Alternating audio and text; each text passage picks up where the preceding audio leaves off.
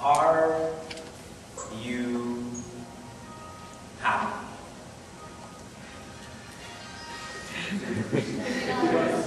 $50. Whoever's that is, $50. Think deeply about this question. Think carefully about this single question. Are you happy? What is happiness? We often tend to say that we are happy, but are we really happy? And an equally important question is, why are we happy? Again, we tend to attribute our happiness to objects, or beings, or situations. But are they really making us happy? You're all looking at me like that scene where Morpheus is talking to Neo. And is that really air that you're breathing? For the next 48 hours, I want this single question to consume us. One question. Let us immerse ourselves in that question. Let that question take over. Am I happy? Only when we question sincerely will an answer ever come. If we're not sincere with the question, then that answer will not come either. Sincerity is a pivotal quality on this path. If there's one quality that we can bring into our lives to help us pursue this path, it is it is sincerity. And in my own life, it is sincerity that took me to the ashram in Mumbai. It is sincerity that allowed me to sustain myself in Mumbai too. It's not easy. Ralph and Priya will soon share with you how easy it's not to live there. But if there's sincerity, then it is easy. For the next 48 hours, all of our resources, all of our time, all of our effort should be put forth to try to find the answer to this question.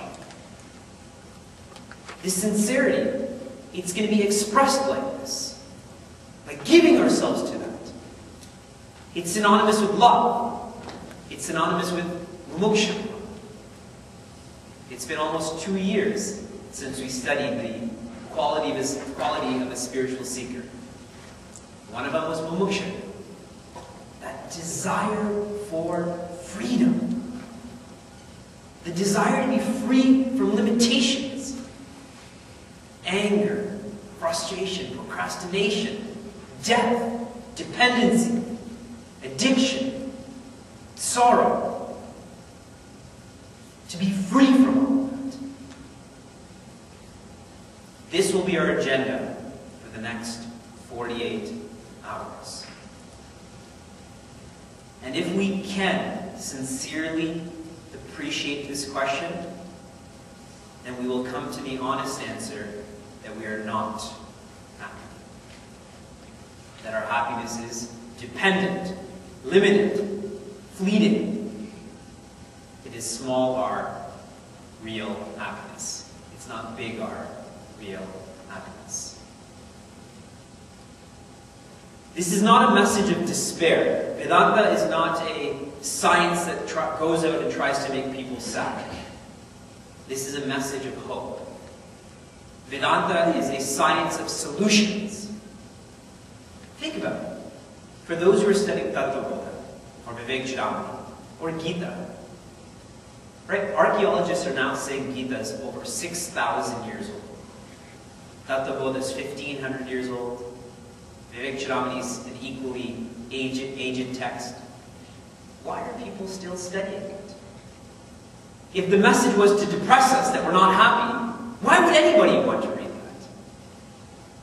But people read that, study it, live it, because it teaches us how to be happy. That's why Vedanta is eternal, and it will forever be eternal. It is a science of solutions. It is a science to turn that answer no into yes. The solution or the remedy to our dilemma of not being happy is meditation. You already knew that. That's the theme of our camp. Obviously, I was going to say meditation. And so this is what we're going to do. We're going to study the how of meditation. The who, the when, the where, the what, the why. We will look at meditation from 360 degrees.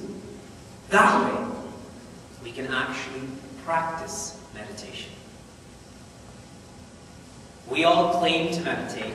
We all claim to want to learn how to meditate.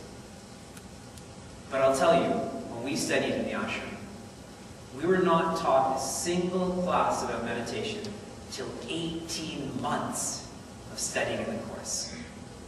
For a full 18 months, there was no talk of meditation. And only after that 18th month, then Guruji started teaching us. My point is, are we sincere about this? And we will try. We will explore meditation. And by exploring it, we will realize that there's no other way we can be happy than to go through this gateway. Meditation's a gateway. Without going through that gate, we cannot be happy. This is the solution to our sadness. And I'll elaborate on that as well. We will study this how, who, when, where, what, why through the words and teachings of Swami Chinmaya. And that's why the text for our retreat is Meditation in Life, which I hope all of you now have. And please write your name in it. That way, that book is yours. That guidance is yours, especially on Sunday evening. There's no way in the next 48 hours that this whole book can be read. What to do then? As we continue with our discourses, I will highlight certain sections that we should read, certain pages that will be beneficial to us over the next 3 days. And then start reading it independently. Keep that satsang alive. Please keep that satsang alive. This is not just for good times. Yes, there will be good times. But we're here to answer that question. Am I happy? We're here to resolve that question. To say, we should say, yes, I am happy. And if someone asks why, we should say, why not? We have a Parsi lady that comes to our Gita discussion in Hamilton. And she likes to write me a lot of acronyms and emails. Like, she'll define self and God and meditation. She's a retired pediatrician, so that's just what she does. And one day she had sent an email saying, I hope you're happy, and then period. Why with a question mark? And then the answer was, for no reason. And I thought that was such an awesome email. Why should I be happy? Why should there be a reason to be happy? It's who we are. And remember 2 years ago, you all proved this. You proved that our nature is happiness. For those who weren't here 2 years ago, I'll share some of those ideas. This is what we're going to be studying. My role is to simply guide us through this text. And I encourage everyone to take notes as well. Whether you take notes in the text or take notes in your book.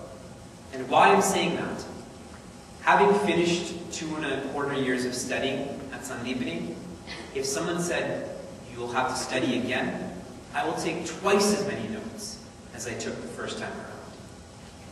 Because now when I go back to my notes, when I'm preparing for a discourse on Gita or Vivekji, I'm so moved by the message that was shared in that moment. Your notes will become your text. Please take notes. And 2 objective reasons for why you should do that is it makes me feel good. And it'll help you stay awake as well. So take notes. And you'll find, for those who have taken notes before and have looked back on their notes, how precious they are. They're a great asset on this path. Pujya Gurudev often bellows that meditation is the highest vocation in life. There is no activity that is more subtle, that is more demanding, that is more transforming than meditation. That is the activity. Nothing else we can do is more potent than meditation. Knowing that it's the highest vocation, it's also the most demanding vocation as well. It requires the greatest efforts. Body, mind, intellect, ego. Everything has to be united for us to be able to meditate effectively. Why? Think about the reward. Infinite joy. That's the reward. Shouldn't we have to work for that? We work hard to make money. We work hard to get into various schools. We work hard to get into shape. How much more will we have to work for an infinite reward?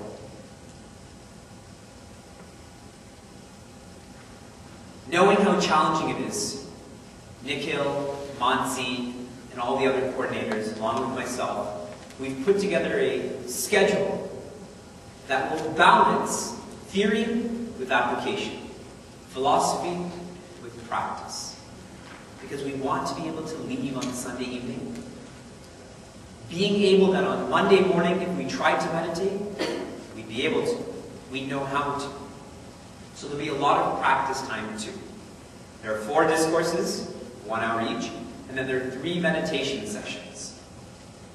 And we will go through different kinds of meditation. Each one, becoming more subtle than the next. With this introduction, we begin mind and meditation through meditation and life.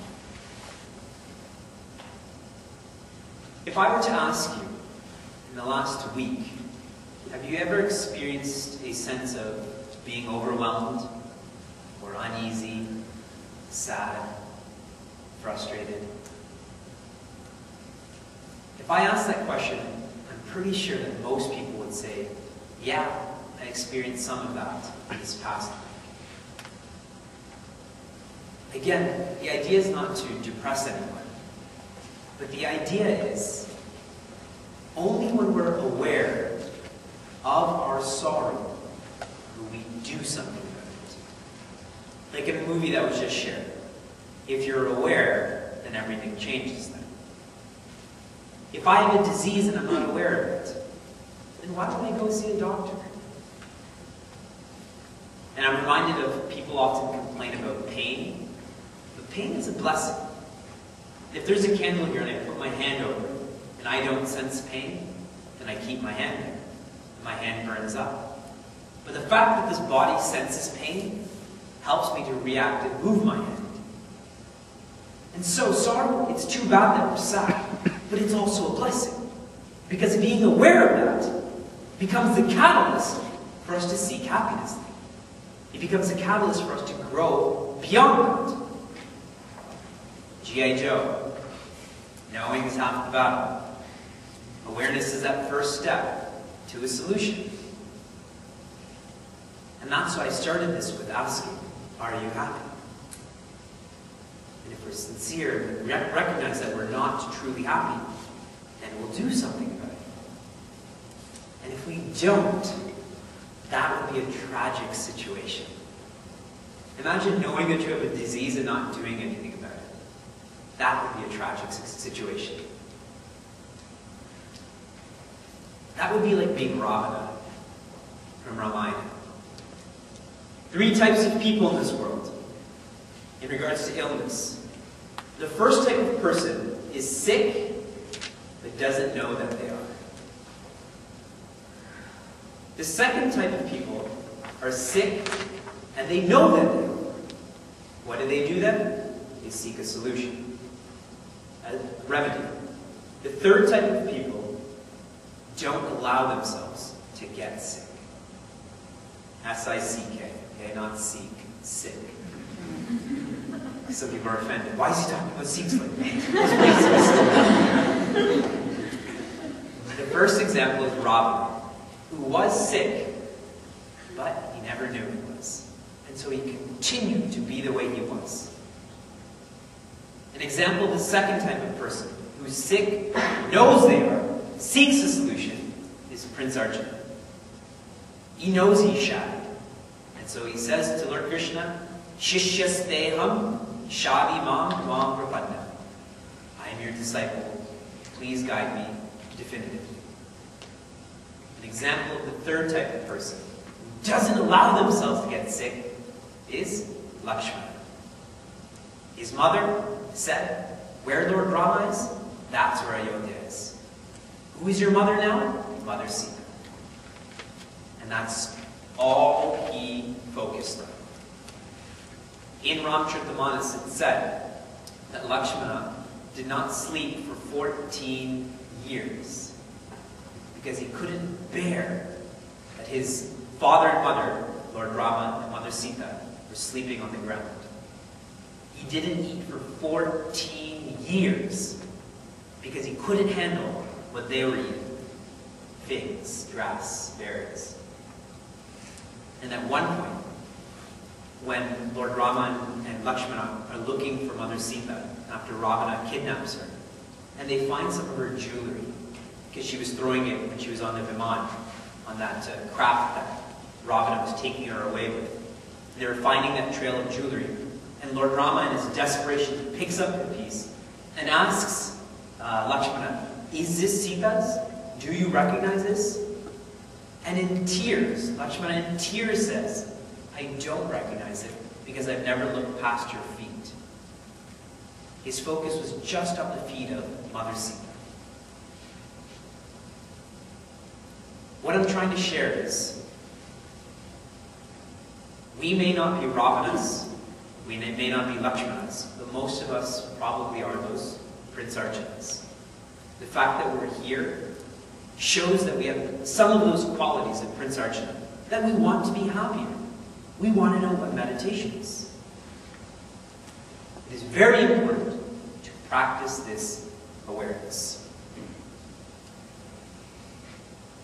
Now, what could be the cause of our sorrow? Why are we unhappy? What makes us frustrated or angry? What is it? And the cause is the mind. The mind is the cause for our limitations. But someone may ask, how do you know there's a cause? How do you know that we're not supposed to be limited? How do you know we're not supposed to be sorrow-filled? The response to that would be, why are you trying to escape it then? If it's natural, why would you try to change it? We only escape that which is not natural. Anything that's natural, we don't try to change. I'll give you an example. This podium is made out of wood. And if I, for whatever reason, rub my arm on it, I'll probably get a splinter in my forearm. As soon as that wood gets into my arm, automatically, my body will start sending white blood cells and different other variables that will help cure this wood from preventing, making my arm sick. It'll reject it because the wood doesn't belong there. It's not part of my body. This is an ecosystem. When an alien enters an ecosystem, that ecosystem tries to reject it. Is there anyone here that likes being sad? Is there anyone here that invokes that sadness, that wants to be sad? Is there anyone who's too happy? oh, I'm so happy, you take something. Right? That's impossible. The fact that we're trying to reject and overcome sorrow shows that it's not natural. So think about that. This mind of ours distorts our nature. It's like a light that's shining upwards, and then you put that mind in there, and it starts distorting the nature of that light. It's distorting what is true. It's distorting what is real. Gurudev writes that it amplifies what we've already experienced. I'll give you an example of that. When we go outside, which we'll do approximately at 10 o'clock, it'll be cold outside. When I came here, it was 26 degrees.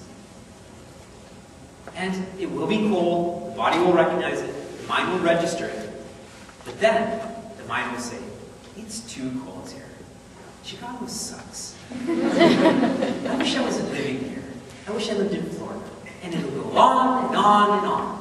And it just amplifies what was experienced. Why doesn't the mind register it's cold and just be quiet?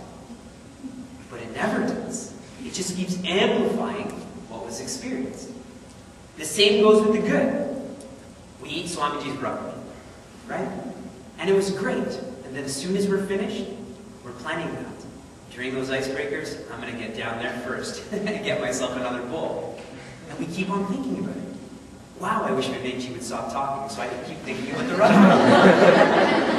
And it keeps on amplifying what was already experienced.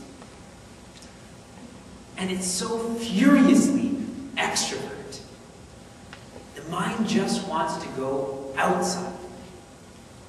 A good expression of that is how much we love to gossip. We love talking about other people. We love hearing about other people. See, now there's a lot of new people here, and we'll be sitting around and we'll be chatting, and we'll be talking to one person, but our ears will be on what the next conversation is, what they're saying. Who are they talking about? And we'll be participating in both conversations, because it's furiously extrovert. Pujya Gurudev compares this to being bitten by a snake. Imagine being bitten by a snake. Has anyone ever been bitten by a snake? Okay. I'm going to ask that question more often. I'm curious how it feels. I just watched True Grit. Has anyone seen True Grit? And that one, I won't tell you about it. I'll just tell you one part of it where she's covered by snakes and it's all over and she's going like this. And I'm thinking, why are you doing that? And actually they're going to bite me. That was the only flaw in the movie. So Swamiji talks about how it's like being bitten by a snake. As if you've been bitten by a snake. Because then the mind just starts going nuts. This is happening to me. This is going to happen to me. I'm suffering in this way. But it's just all our imagination. It's something that's not supposed to be there. And the worst part, and the worst tact, or tactic of the mind is, it addicts us to misery. The mind makes us love misery. The mind makes us love our weaknesses.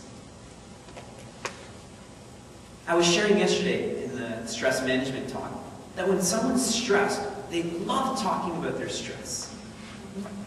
When someone's jealous, they love talking about their jealousy. Right? They glorifying their weakness. We love that misery. I read a nice quote recently that said, the truly busy person never talks about how busy they are, because they don't have time to talk about it. It's a person who's not busy that says, yeah, I'm so busy, I'm doing all of these things. The mind makes us addicted to sorrow. It's just like certain relationships. Either we've been in those relationships or we see those relationships where the boyfriend or the girlfriend or the husband or the wife, they're complacent. they're in a relationship that's not good for them, that they can't get out of it. They love the abuse, or they love the tragedy of that whole scene. I know we've seen relationships like that. Some of us may have been in such relationships. That's the mind working again. Not being able to free ourselves from it. And this is where the role of religion comes into play. The role of religion is to deal with this mind of ours. Like I was saying, that there's many religions here, but the true role of a religion is to spar with this mind, is to deal with this mind, is to quieten this mind. Some religions do it in this way, some religions do it in that way, but that is the role of a religion. It's a very pure aim. And it's too bad that we've forgotten that aim. It's too bad that we fight with each other and actually amplify the suffering that this mind creates, totally ignoring what the purpose of a religion is. The truly religious person has achieved self-mastery. When Edmund Hillary climbed Mount Everest and someone had asked him, you know, you've conquered the tallest mountain in the world. He said, I didn't conquer Mount Everest, I conquered myself. What a great statement. That's what religion will bring to us. And where there is self-mastery, then there cannot be sorrow. We've mastered the mind now. It can't play those games with us. This is what Neo goes through too. He's trying to jump over those buildings, and his mind limits him. And so he falls. He doesn't get hurt. It's not air he's breathing. It's just his mind that's limiting him. But then as he learns, as he grows, as he understands, those limitations come down. Even in that scene where he's just fighting with Morpheus at the beginning, he starts learning. He starts manipulating gravity. And then at the end, he understands the game. And he looks out, and he just sees that code that's coming down the screen. He got it. That's the role of religion. This spirituality, this religion, this meditation, it's telling us to calm down. Calm down, be controlled, think. Because the mind is running out. Religion says, calm down. Control yourself and think. I've asked you to do one thing today. Just ask yourself, are you happy? The calmness is here. I gave you 5 minutes to let that anxiety go. Now the control, focus. Now think. Bring the mind to the ears. Engage in that shravana. That's what religion is asking us to do. It's a sort of regrouping, if you will. There's a lot of great games that are going on this weekend even. The Bulls game, the Packers game. And you'll see that in that time of frustration, what does a coach do? He calls a timeout. Regroup. Calm down. Control yourself. Think. Don't we see that in sports? Life is the same way. Life is a sport. Play it. Philosophy deals with the inner world. Science deals with the outer world. Inner world, outer world. And if we study how much time we spend focusing on the outer world versus the inner world, it'll be shocking. How much time do we dedicate trying to understand who we are? When really the problem is not the outer world. The problem is the inner world. I'd sent a story in Acharya, which I'll share with you right now. Once there was a king who had terrible eye pain. His eyes were bothering him so severely that he couldn't tolerate it anymore. And he called all sorts of doctors from all over the deal with this pain.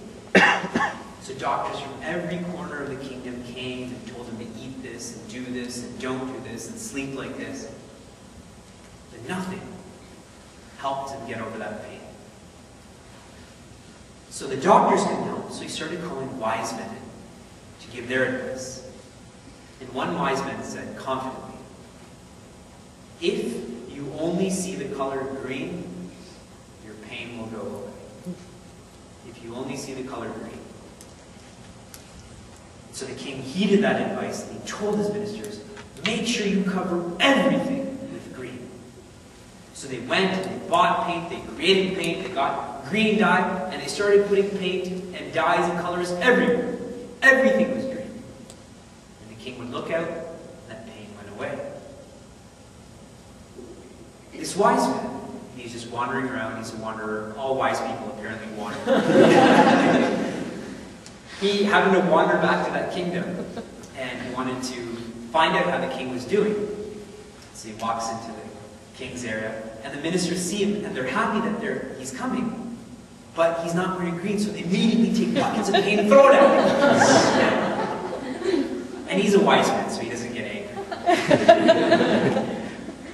So he's all drenched in paint now, and he says to these ministers, "What are you doing?"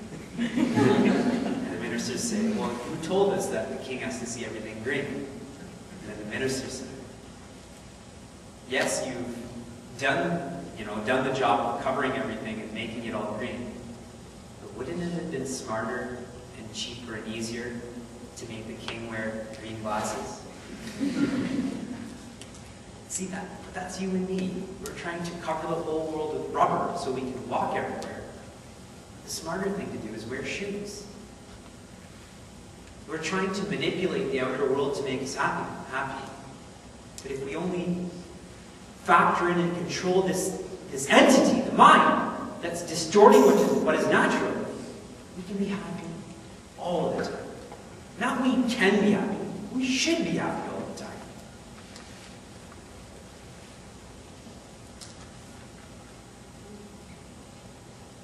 We're so dependent and controlled by the outer world. Like Facebook, like cell phones, like GPS. Addicted, dependent. What is the purpose of technology? To make us more efficient. But can we free ourselves of that technology?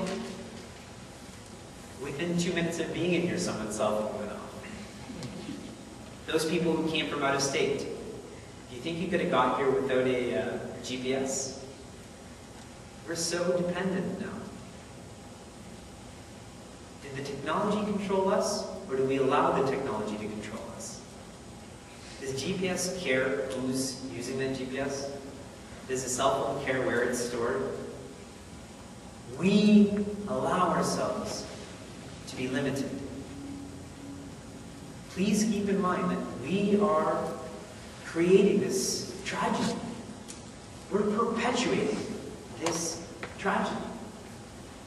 We have a whip, and instead of using it on other people, we keep using it on ourselves. And we keep hitting ourselves. Like revenge, like anger. Nathan was asking in the summer, because there's a quote that in the kitchen of Badri, where Puja Gurudev says, revenge is to punish oneself for the faults of others. Revenge is to punish oneself for the faults of others. When we seek revenge, who loses? The other party or us? The other party's winning. They're happy that we're trying to seek revenge. They've controlled us then.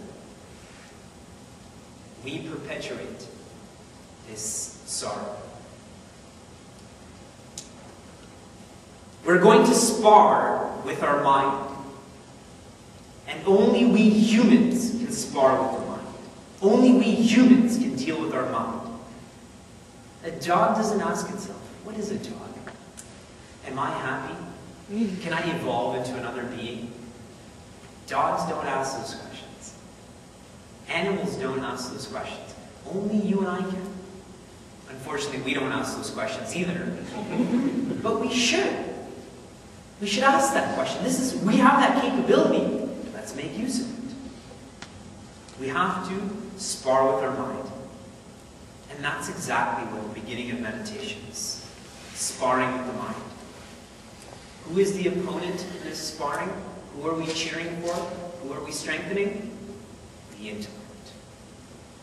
The intellect is our guide to meditate. What we're doing right now is exercising our intellect. This is the gymnasium for the intellect. That's the glory of satsang. That's the secret of satsang too. It makes this intellect, that conscience, stronger. So when it says to the mind, do this, the mind will say, no, I don't want to do this, I want to go out. But the intellect will be stronger. It'll tighten that lasso and bring it closer. Why is it lasso? Who knows? And this is depicted in Bhagavad Gita very nicely. Lord Krishna is the intellect, Prince Arjuna is the mind. Going into chapter 1, who's leading who? Isn't Prince Arjuna saying, put my chariot between both armies, take me here, take me there? And then the mind recognizes how weak it is. And says, all right, intellect, now you take over. And at the end of 18 chapters, that mind and intellect is enlightened. Prince Arjuna becomes a man of wisdom. This is what we're doing on a day-to-day basis. That intellect and that mind is sparring. The mind keeps winning. So now, starting right now, let that intellect guide us.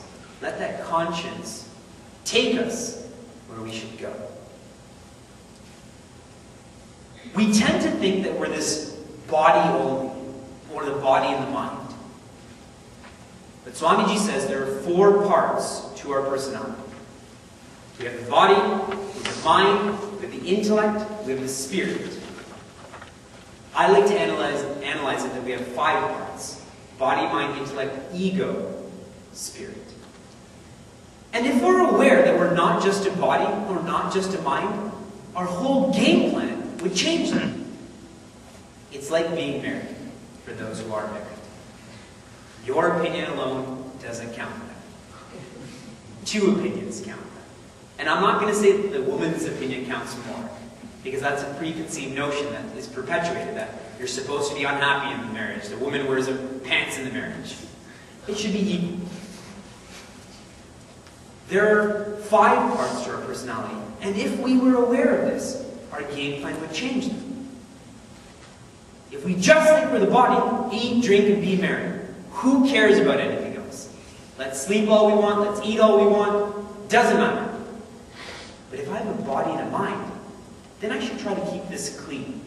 What I see, who I see, how I speak. Everything changes if there's more factors. Recognize that. Recognize all the different facets to who we are. And when we don't recognize this,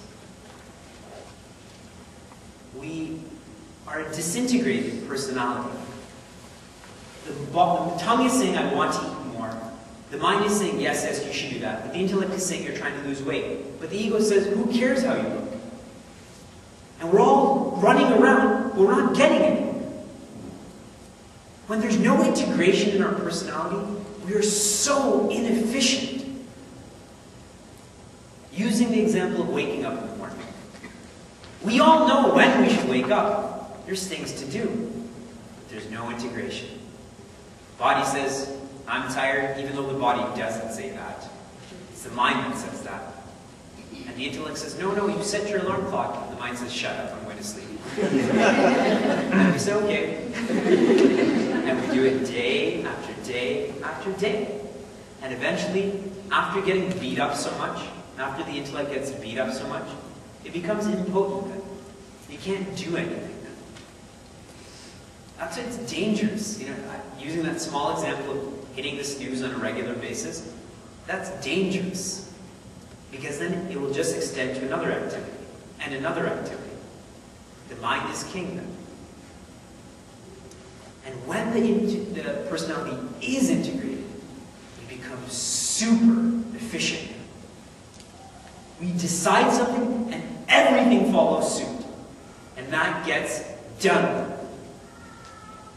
I use the example of study. A lot of people here are students. Procrastination wouldn't happen. Distraction wouldn't happen. The intellect will say study, mind will say yes, body will say yes. But that's not the case at all right now. Don't we just want to be more efficient, more effective at what we do? The material gains of religion and spirituality are so immense that even if one set aside happiness and realization, even for material gain, this path is worth pursuing. You become awesome at everything you do. Because the problem that's making us not awesome is revenue.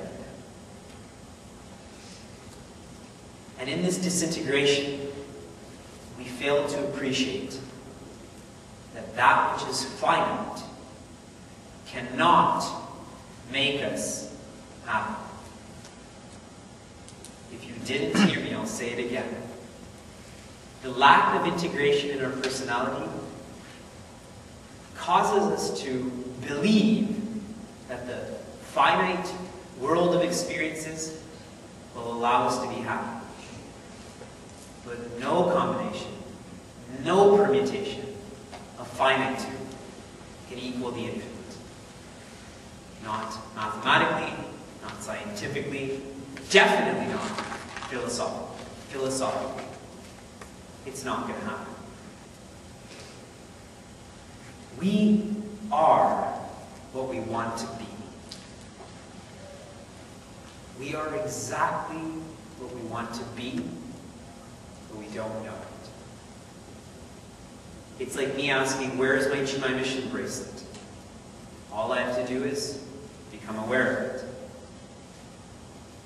Nobody is creating happiness. Happiness cannot be created. All that can happen is we can rediscover happiness. Gurudev says, we are all rocks. All that needs to happen is we need to chisel that rock and become that worthy then. Gurudev says we are milk. And all we need to do is churn that milk to become that butter. Become that ghee. Right? Everyone loves ghee.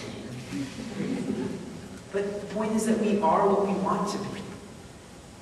If you ask someone who is enlightened, how far did you go when you became enlightened, or where did you go? And they'll say, going where? I was this all the time. All that happened was I rediscovered what I didn't know. Happiness is not created, it's rediscovered. But isn't our game plan the exact opposite? Highlighting relationships again. We tend to get into relationships hoping that the other person will create happiness in my life, will make me happy. But if that person contains happiness, why wouldn't everyone want to get married to them? That doesn't happen. Again, Swamiji says that with that attitude, it's two beggars that are begging for happiness, that are going into a relationship and begging each other for happiness. But neither of them have happiness. Where is there going to be happiness? What we need to do is rediscover within ourselves. We need to strive for infinity, which we're doing. And that's commendable in itself. We are striving for that infinite joy. And all that's being asked through this pursuit of meditation is, let us take it seriously. Let us take it sincerely. As we strive for the infinite, it's going to require the highest efforts. It's going to take every moment of life. It's not a casual affair. That's a big problem with our attitude towards religion and spirituality. That it's 90 minutes or it's a certain day of the week. But it has to be every moment. That awareness of who we are has to be so strong. It should be as strong as you and I know that we're males and females. I don't think anyone has a doubt whether they're a male or a female in this room. It's integrated, it's assimilated, it's intrinsic to who one is. That same awareness of that I am the source of joy, it has to be to that same depth, that same intensity. It's not a casual affair. We have to develop these values of patience, of honesty. And it's going to be so difficult to do it. One quality, patience. Just developing one quality can take years, decades, lifetime. One quality. We have to develop all of those qualities. Let us not give up trying. We can't give up. The option to give up is a tragedy. The option to try and fail is less of a tragedy. There cannot be giving up on this path. Every moment, let us keep on trying to be better. A catalyst to making this happen, a catalyst to developing these qualities, is detached observation. Detached observation of who we are. Asking ourselves, who are we? When we are detached from a situation, we can see the whole picture. Like if I hold this book up to my eyes like this, like I can't see what the title is. But if I detach myself, I can see the title. We need to do the same with our personalities. And what I mean by this is, we all like to believe we're like this, but we behave like we're this. And through detachment, we start to recognize that, hey, maybe I'm not like this. Maybe I am like this. The difference between believing and behaving. And this is where true friendship comes in too. A real friend will tell you how you are, who you are, what you're doing. The enemy will say, yeah, you're doing fine, you're great. We love you. But the real friend will want you to be better, will want you to be happy. Think about the people that are around you. Does someone have the courage to say that, hey, this is not the right thing to do? You shouldn't be doing that? That person's a real friend. That person is dependable. That's a real life partner too. Someone who shows you who you really are. And Swamiji tells us that we should do this at night. Start tonight.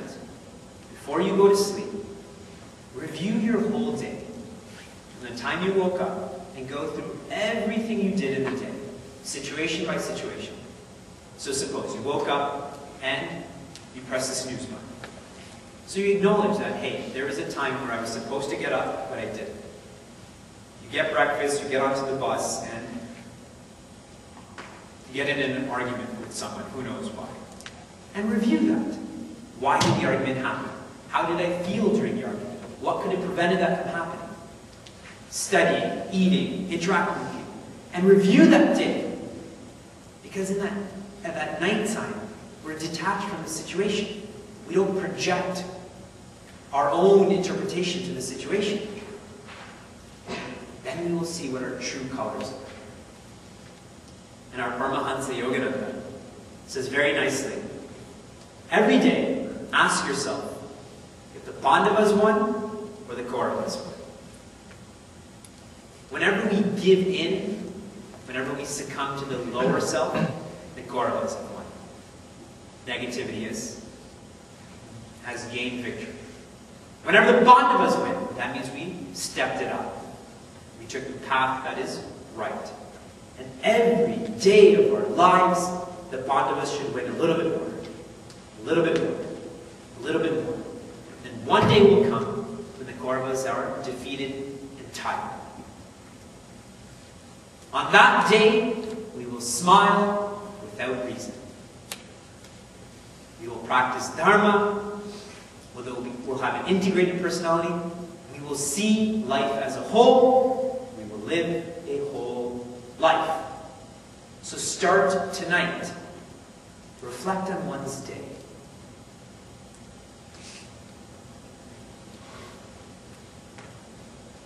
The intellect must demand the mind to change. If the intellect doesn't demand it, it's not going to happen. I'm saying it again. The gymnasium for the intellect is satsang. This is where the intellect gets the idea that, hey, maybe I'm not happy. Maybe I'm not as great as I believe myself to be. Maybe I need to change. And the mind can be influenced to change. We know the impression that our friends have on us, the influence of a movie, a song, a situation. We all know that. But the most effective way to change the mind is by being with and around those people who have strong intellects. In other words, our saints, our sages, our wise men and women. Be with them. They show that we can do it. That is the most effective way to influence the mind to be better. The intellect gets stronger, it's encouraged, the mind eventually follows suit. And to quicken this process, if we develop love for the Lord, if we develop love for the Guru Parampara, this becomes so natural, becomes so seamless. And I'm not saying this because I was told to say this. I'm telling and sharing this because I'm talking about my own life. Being born and raised in Niagara Falls, devotion is not natural. At least I feel for our generation, devotion is not natural. When someone says, bow down, prostrate, offer flowers, express love, sing, why? Why would we do that? I don't find it's natural at all. And after I'd studied for 2.25 years, I still didn't have that devotion. But once I finished Srimad Bhagavatam, that love for Lord Krishna has become quite strong now. And it's all fueled by this knowledge of what Lord Krishna is. See, it's knowledge-based. So what I'm saying is that we can be devoted. We can have that bhakti that we often hear our parents talk about.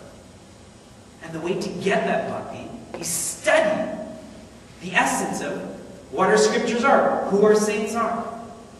If someone really knew who Swami Chinmayananda was, knew his real life, not like Nikhil and Mansi put it on, how can you not love such a revolutionary? If someone really knew about Martin Luther King, that he spent 27 years in a cell that's maybe twice the size of this Vyaspeed for being black, if someone really knew that, and that when he came out, he aspired for equality for all, mind you, it didn't happen, but he aspired for it, how can you not be attracted, and how can you not love such a personality?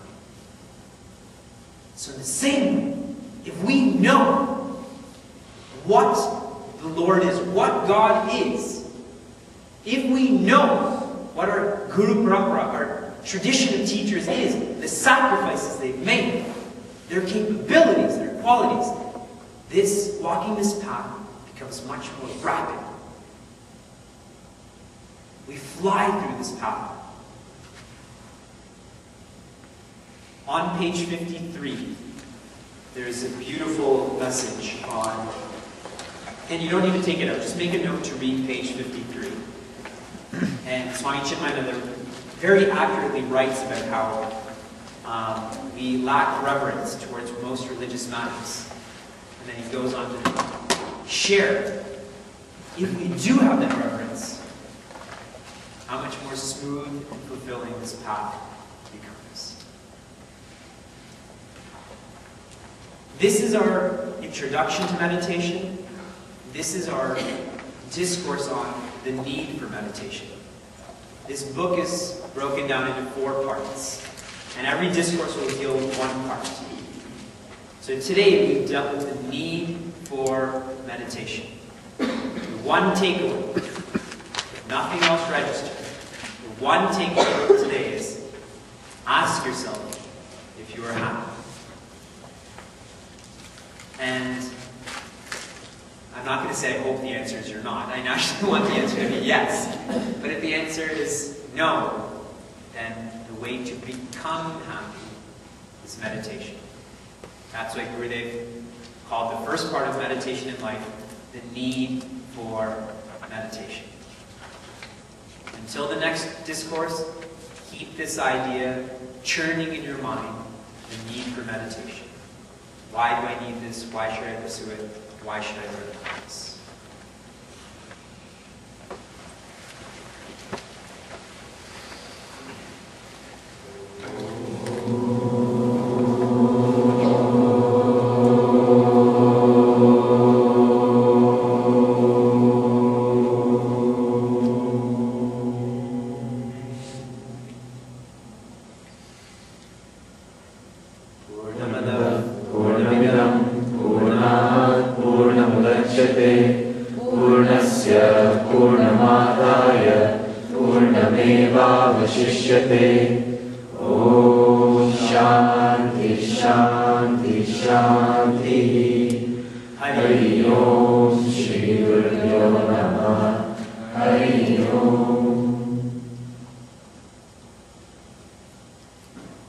Tomorrow when you come to the first discourse, please make sure that you have your japa malas with you.